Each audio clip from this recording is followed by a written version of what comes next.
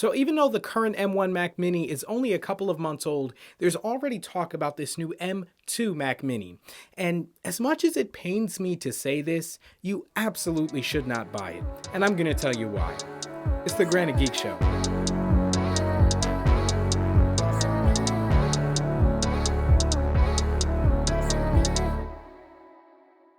Before we get started, if you're into tech, video games, I do a lot of pro audio content, be sure to hit the subscribe button and click the bell so that you don't miss an episode. For this episode, we're going to talk about my workflow in both video editing and music production, as well as a little bit of schoolwork, and I'll show you why this thing meets all of the criteria to be just everything that you need.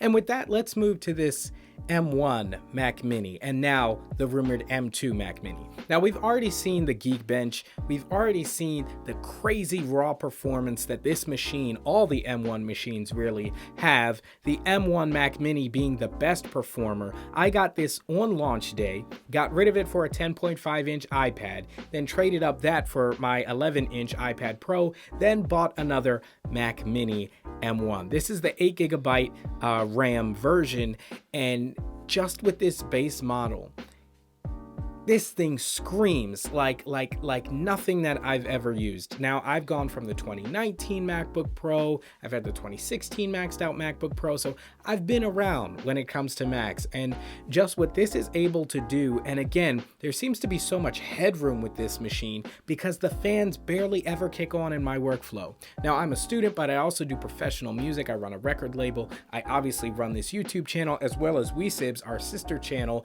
link to that in the description below.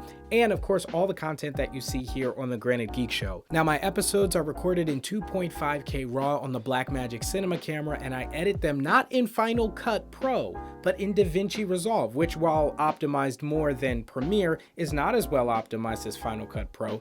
And even with color grading, editing, all the raw effects, graphics, all the overlays, it still plays perfectly fine in full resolution. I've had no issues with it. Also, take into account that while I'm exporting these videos to full 4K resolution, so it's upscaling it and uploading it to YouTube at the same time from DaVinci Resolve, I'm also creating the thumbnail on Pixelmator Pro. I've never been a Photoshop guy, but I love Pixelmator, and so I use that. So that's not only that, but also Safari open as I'm grabbing images to use for the thumbnail. So you got 3 applications open, exporting in 4K, photo editing in Pixelmator Pro, and running around on Safari looking for images at the same time with no lag. And again, this is with the 8GB variant of the Mac Mini, which you can get for under $700, basically $699, and on Amazon I believe it's $659. I'll put a link to it in the description below. It's my affiliate link, so if you buy it, you are helping out the channel. Now, I went from a 2019 maxed out MacBook Pro, and before that a 2016 maxed out MacBook Pro, both of them being used with eGPUs. The M1 Mac Mini doesn't even have eGPU support, and I made a video about being nervous about this. I'll leave a link to that in the description below, or one of those card things up there.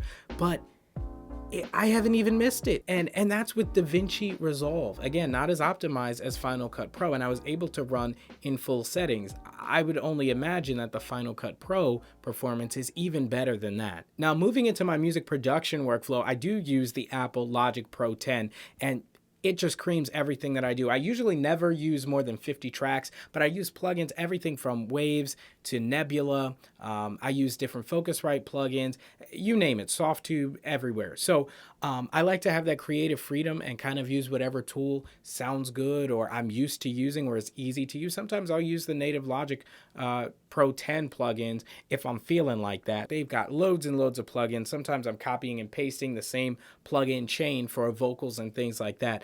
And it's just run into absolutely no issues. This is an incredible time, I think, to be someone looking to buy a Mac, because if you don't need the mobility, and I have the iPad Pro because I do need mobility sometimes, but if you don't need it, the Mac Mini M1 is the best bang for your buck when it comes to buying a new Mac. Then moving on to a little of the schoolwork I use Finale and Sibelius. I go to a music school. Sometimes I'll have to write on PDFs and fill in like music charts and things like that. I use the iPad Pro with a pencil for the most part with that. But as far as word processing and things like that, Finale, Sibelius, all those things, again, it's a breeze for this machine. So the big question, of course, is, but Chris, are you going to buy this M2 Mac Mini? I can't make any promises. But this is only due to the fact that I want to scale up my business like tenfold in the next several years.